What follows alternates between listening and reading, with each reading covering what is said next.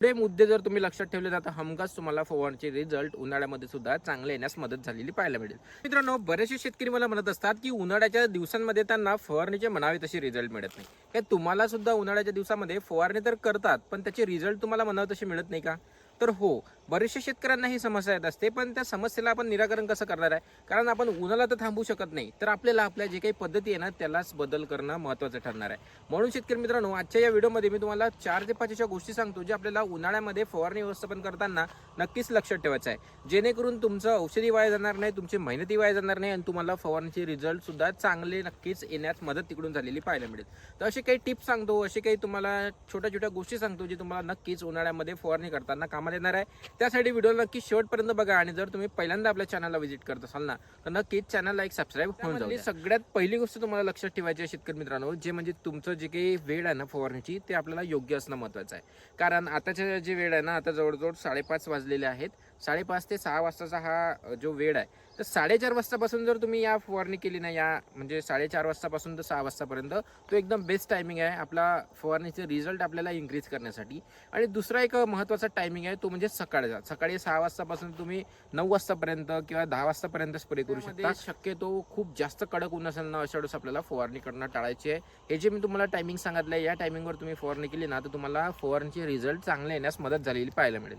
आता त्याचं ठेवायचे शेतकरी मित्रांनो, ते म्हणजे जे काही आपण कॉम्बिनेशन घेत आहोत ना, ते चांगले घ्या आणि जे कॉम्बिनेशन चालते अशीच कॉम्बिनेशन तुम्ही घ्या. कारण बऱ्याचदा काय होते ना, आपण कॉकटेल मिक्सिंग स्प्रे करत असतो की 1 2 3 4 5 6 औषध एकामध्येच मिक्स करून आपण फवारणी करून देत असतो. आणि उन्हाळ्यामध्ये ऊन जास्त असल्या कारणामुळे त्या औषधामध्ये रिॲक्शन होऊ शकते आणि त्यामुळे आपल्या पिकामध्ये स्कॉर्चिंग, पीक पिवळं पडू शकते, पिकाची वाढ आपल्याला म्हणावी तशी दिसणार नाही. तर या समस्या आपल्याला फवारणीच्या माध्यमातूनच पाहायला मिळत असतात. म्हणून या सीझनमध्ये तुम्ही कॉकटेल स्प्रे, खूप जास्त औषध एकामध्ये मिक्स करणं शक्यतो टाळा. खूप जास्त औषध एकामध्ये मिक्स करून फवारणी करू नका. म्हणजे शेतकरी मित्रांनो, उन्हाळ्यामध्ये तुम्हाला जे काही औषध आपण यूज करणार आहोत ना, जे काही औषध आपण स्प्रे करणार आहोत ना, त्यामध्ये तुम्ही सिलिकॉन बेस्ड स्टिकर किंवा स्प्रेडरचा वापर कराच करा.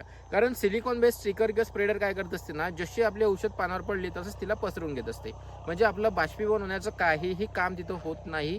त्याच्यामुळे आपल्याला फवारणीचे जे काही रिझल्ट आहेत ना, ते चांगले आणि दीर्घकाळापर्यंत येत असते.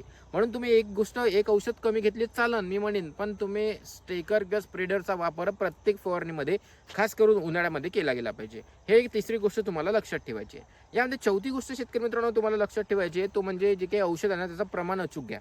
कारण काय होते ना, बरेचसे शेतकरी आपल्याला 10 ml सांगितलं तर 12 ml टाकत असतात, 15 ml टाकत असतात. तर अशामुळे सुद्धा बऱ्याचदा आपल्याला फवारणीची रिझल्ट व्यवस्थित येत नाही. कारण जर औषध जास्त झाली ना, तर पिकामध्ये स्कॉर्चिंग येण्याचे चान्सेस जास्त असते, पिकामध्ये फुलगड होण्याची शक्यता दाट असते.